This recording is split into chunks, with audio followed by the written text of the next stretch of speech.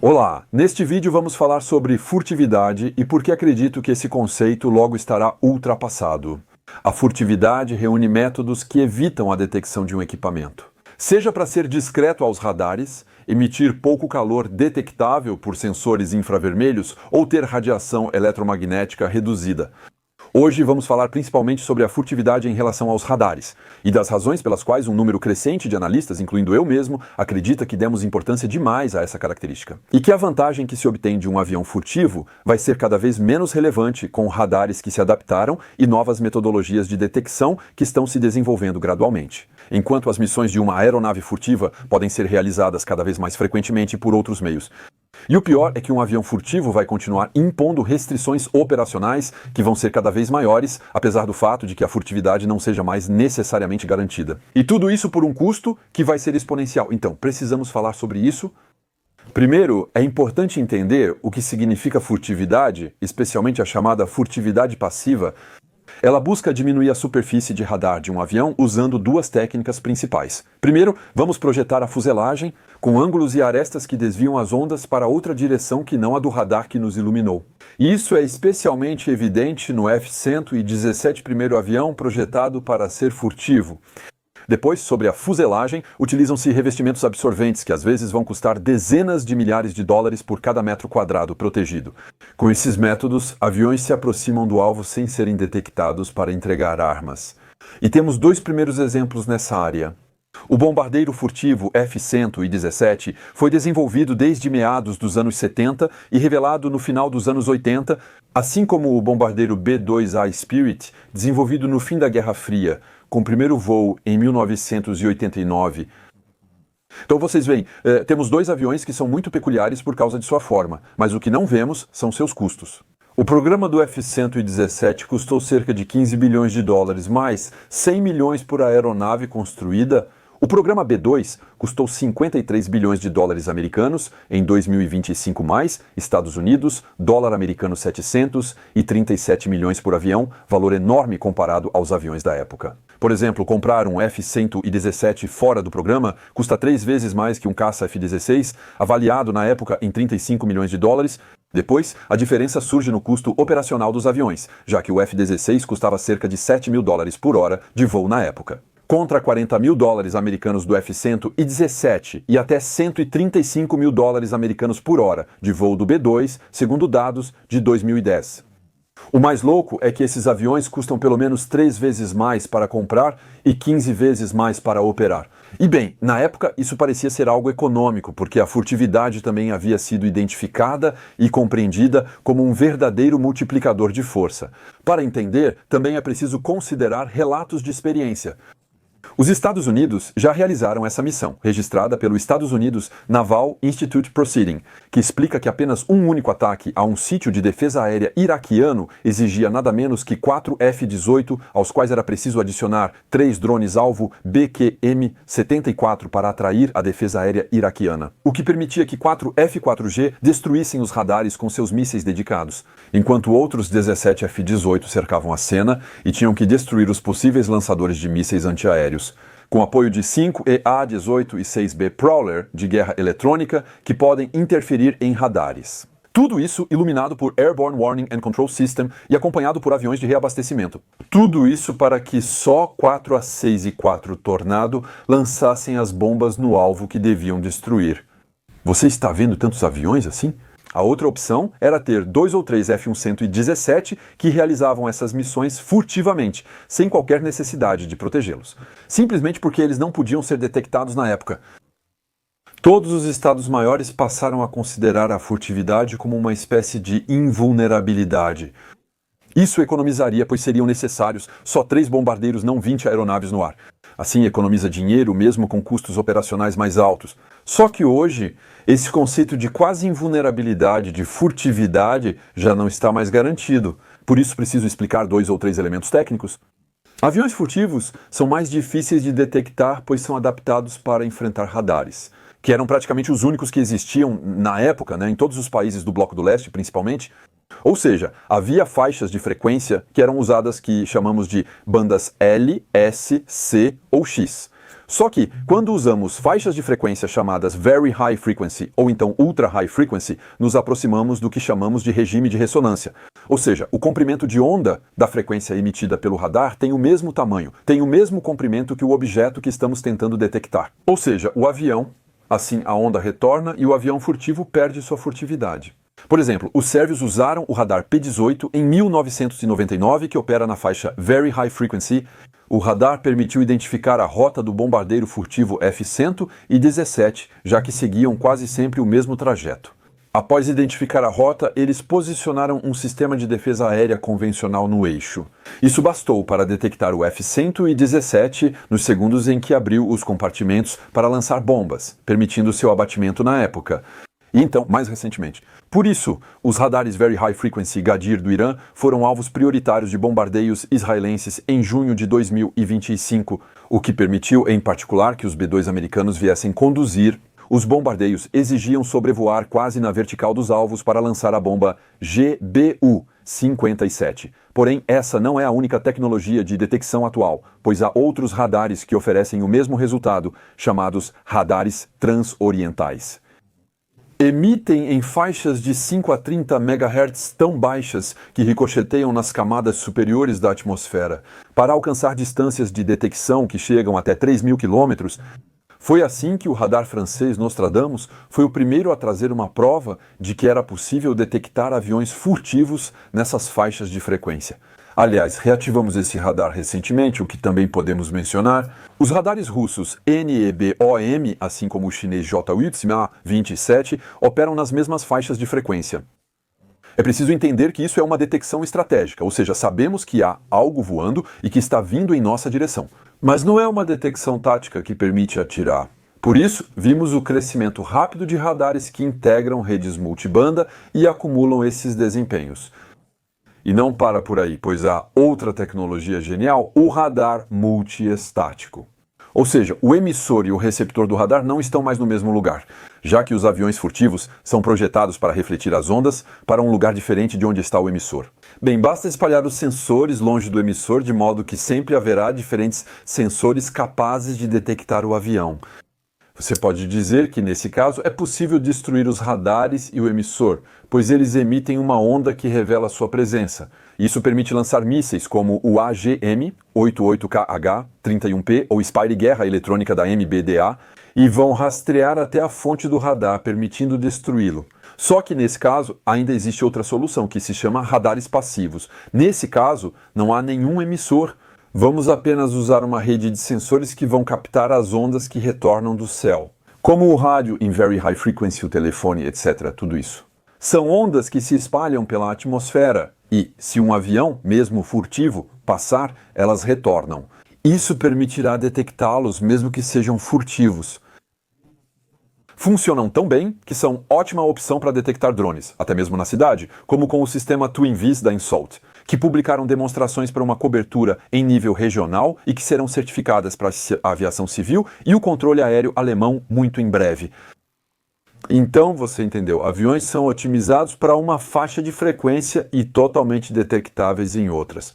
Aqui você vê a comparação do retorno das ondas do F-35 conforme o comprimento de onda do radar. O problema é que, mesmo sabendo que a furtividade do F-35 vai diminuir com o tempo, sempre teremos as limitações do F-35 definidas no início do programa para torná-lo furtivo em certas faixas de frequência que talvez não sejam mais úteis no futuro. Lembro que é um avião projetado para voar até 2080, com limitações sempre iguais às definidas no final dos anos 90.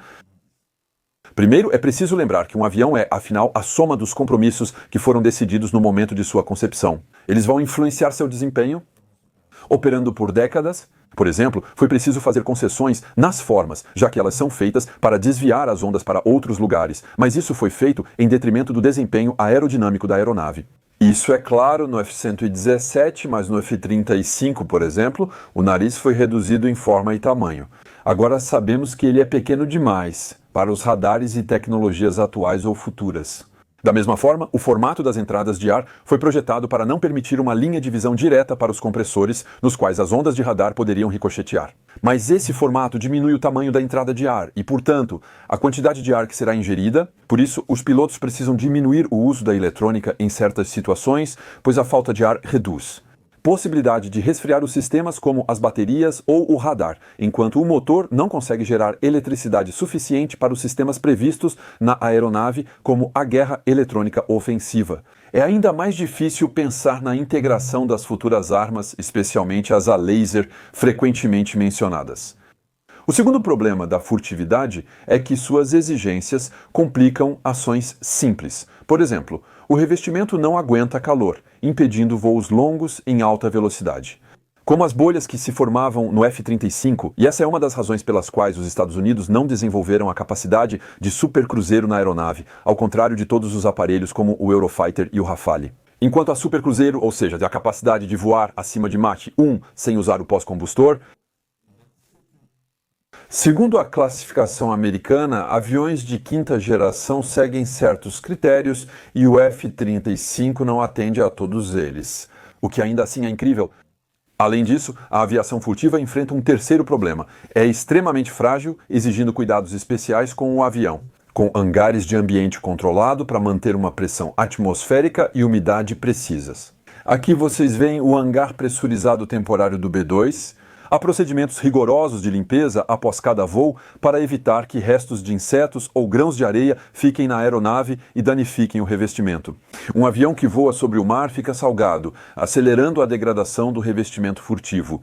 Isso é particularmente complicado para uma aeronave navalizada como o F-35C, e se por azar houver uma mancha de óleo na fuselagem, aí sim é um desastre. Mas em todos os casos, o revestimento se deteriora de forma acelerada quando está exposto ao sol, à chuva. Aqui estão imagens de um F-35A no Japão, mostrando imperfeições que comprometem sua furtividade e que certamente se desenvolvem com a umidade do ambiente. Porque quando esses aviões não são mantidos em condições ideais de armazenamento, por exemplo, em desdobramentos operacionais, bem, é preciso refazer esse revestimento furtivo com mais frequência, o que reduz ainda mais a disponibilidade da aeronave. E quando eu digo que a manutenção do revestimento furtivo é frequente, podemos até dizer: a furtividade impõe carga desproporcional, tornando-se o principal item de manutenção das aeronaves furtivas. E vou te dar alguns números que foram compartilhados diretamente pelos F-20 e 2. A furtividade representa 1/3 do tempo total de manutenção no B-2. São necessárias 124 horas de manutenção para cada hora de voo. Mais da metade desse volume é por furtividade, enquanto no F-35 ela representa de 10 a 25% da manutenção, variando conforme as configurações. Coloco todas as fontes para você deste vídeo. Quando um incidente afeta as características furtivas da aeronave, é uma loucura. Por exemplo, o custo para reparar o F-20 e 2 que fez um pouso de barriga em 2012 foi de 30 milhões de dólares. O valor chegou a 100 milhões de dólares. O F-35 coreano fez um pouso de barriga em 2022, precisando trocar 300 peças até do motor, após ingerir uma ave. Ou seja, o reparo do avião custava mais caro do que um avião novo, e portanto, obviamente, eles decidiram simplesmente abandoná-lo. Então, mesmo que amanhã consideremos que a furtividade do F-35 está obsoleta, essa manutenção complexa e cara vai continuar obrigatória, enquanto as capacidades operacionais do avião talvez não estejam mais tão garantidas assim. E não é só isso, pois até agora só falei dos radares capazes de detectar o avião. Porém, há cada vez mais formas de detectar a aeronave por outros meios. Por exemplo, com o Infrared Search and Track, uma supercâmera infravermelha capaz de detectar, identificar e travar um alvo a mais de 50 km quando se aproxima. E que o calor do motor dele está, portanto, mascarado. Se o avião não estiver totalmente de frente para o sensor, a detecção pode chegar a 110 km no F-20 e 2 e 150 km no B-2. Esses aviões também têm otimização térmica, com bocais de escape parcialmente ocultos. O que não acontece, por exemplo, com o F-35, que gera mais calor que o F-20 e 2, você pode argumentar que um avião elétrico não emitiria calor. Só que quando um avião voa, há uma espécie de sobrepressão que se forma na frente da asa, essa sobrepressão junto com o atrito do ar na asa. Isso emitirá radiação infravermelha em um comprimento de onda específico. Assim, até um avião furtivo com propulsão elétrica sem calor seria detectado dessa forma. E então, agora eu chego a essa pergunta. Mas afinal, para que serve um avião furtivo? Por que a gente precisa disso?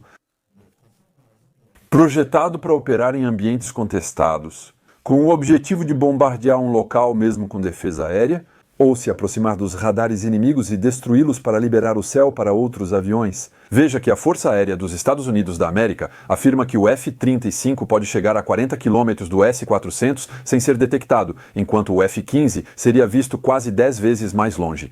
Então, no projeto dos anos 90, quando o F-35 foi definido, isso deveria permitir atacar um alvo simplesmente com uma bomba planadora. Exceto que o desempenho dos mísseis aumentou muito mais rápido do que a eficácia da furtividade. Até os ucranianos conseguem destruir sistemas S-400 com mísseis terra-terra Neptune desenvolvidos por eles. Eles foram capazes até de danificar o radar do sistema S-500 na Crimeia. O radar Voronezh permite detectar mísseis balísticos em direção a Moscou, tudo isso com simples drones kamikazes de longo alcance.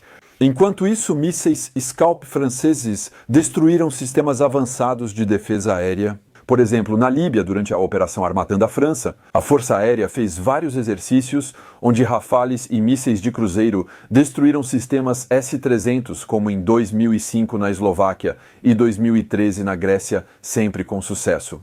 Eles conseguiram, na Ucrânia, quando lançados pelos caças Sukhoi 20 e 4 soviéticos, penetrar todas as defesas aéreas russas, atacando o quartel-general da frota do Mar Negro, depósitos de munição, fábricas de armas, submarinos e navios no porto. Tudo isso dentro da bolha de proteção russa, antes da guerra vista como a mais eficaz do mundo. Diante disso, podemos nos perguntar: para que serve tudo isso? Um avião furtivo, se as missões mais cruciais, para as quais ele foi desenvolvido, podem ser realizadas sem risco por mísseis que ficam longe. Lançados por aviões soviéticos muito mais rústicos, muito mais baratos de operar, e aliás podemos constatar o equivalente em superioridade aérea no combate. RR. Normalmente, aviões que usam radar têm mais chance de serem detectados, por isso mantemos discrição o máximo possível. E o combate aéreo depende cada vez mais de radares potentes posicionados na retaguarda ou dos sensores infrared Search and Track das aeronaves. Aqui a furtividade não funciona. Aliás, só na atualização mais recente do F-22 iniciada agora, a aeronave terá um Infrared Search and Track, ou seja, teoricamente qualquer avião com Infrared Search and Track, como o Sukhoi 35 ou o Gripen, pode detectar o F-22 antes que ele nos detecte. Então, vocês entenderam, a furtividade já não é mais como era antes. Isso ocorre devido aos novos radares e sensores que detectam assinaturas térmicas. Enquanto, ao mesmo tempo, o interesse tático do conceito é cada vez menos comprovado, graças aos mísseis de longo alcance cada vez mais eficazes e abortáveis. Então, vamos ser claros, a furtividade não é inútil e os aviões continuam mais difíceis de detectar e de engajar com meios tradicionais. A furtividade virou uma vantagem relativa, cara, frágil e irreversível pela coordenação de sensores. Se eu desenhar para vocês uma cadeia de destruição completa, primeiro tem um radar.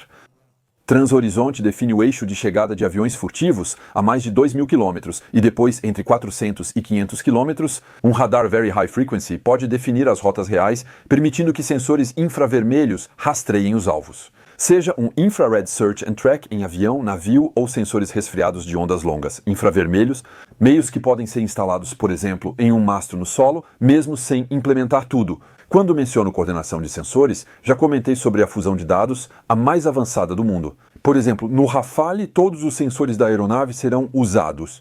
Para ter uma situação tática clara e acompanhar um alvo de várias formas, o Infrared Search and Track pode ser complementado pelo radar caso um alvo passe atrás de uma nuvem ou pelo Infrared Search and Track de outra aeronave voando conosco.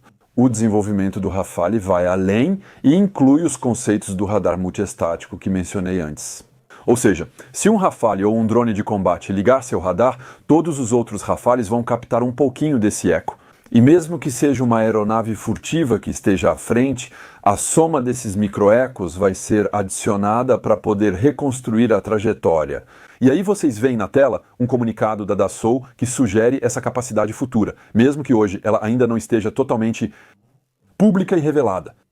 Então, o que importa hoje para um avião é sua capacidade de usar sensores passivos, de compartilhar informações sem ser detectado, e ter mísseis com um alcance que lhe dará vantagem sobre o adversário, A furtividade pode ser útil contra países mal equipados, mas não deve ser o objetivo final. E é preciso encontrar o equilíbrio certo entre a furtividade e o desempenho geral do avião. Infelizmente, os Estados Unidos da América priorizaram demais a furtividade e deixaram o desempenho operacional de lado.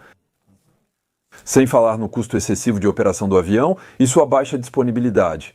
Esses fatores impedem a aquisição de uma frota em quantidade suficiente para enfrentar uma guerra de verdade.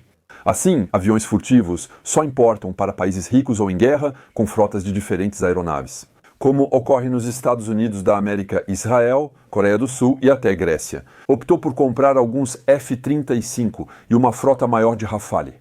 Porém, em todos os casos, será inadequado sobrecarregar o avião com capacidade furtiva, tornando-o menos eficiente e eficaz. Em 99,9% das missões que ele terá que realizar em sua vida, e sabendo que quase a totalidade dos 0,1% das missões onde a furtividade hoje é uma vantagem, podem ser conduzidas por mísseis de longo alcance, como os ucranianos nos mostram todos os dias. Sem esquecer, mais uma vez, que essa vantagem furtiva sobre o 0,1% é potencialmente e muito provavelmente efêmera. Então, ao mesmo tempo, esquecemos um? Não estou dizendo que devemos abrir mão de aparelhos furtivos, estou dizendo que eles nunca devem ser o coração de uma frota de combate.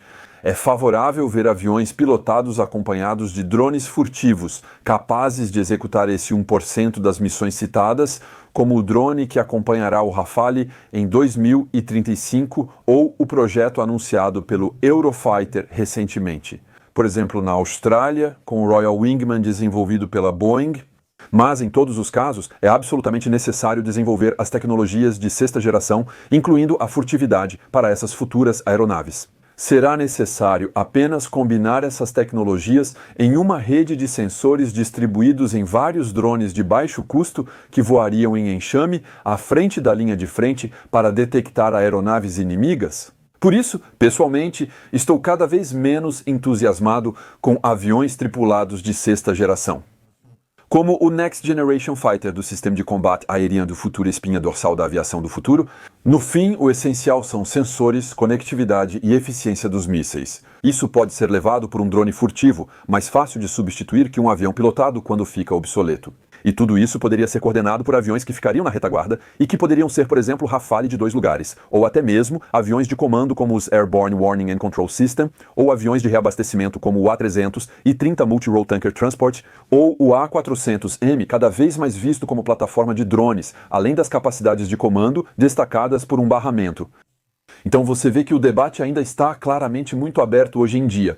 A maioria da opinião pública acha que a furtividade é a principal característica de aeronaves, inclusive dos aviões de sexta geração. Essa afirmação é totalmente falsa, principalmente pelas doutrinas da Força Aérea. Quando o Next Generation Fighter estiver disponível nos anos 2040, elas claramente não estão definidas, não sabemos quais serão as tecnologias do outro lado, não sabemos qual será a ameaça.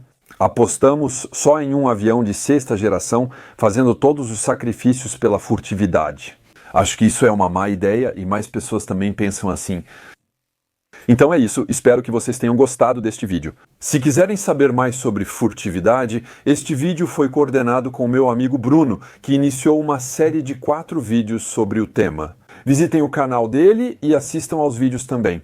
Vocês não vão se arrepender. Espero que tenham gostado e até breve.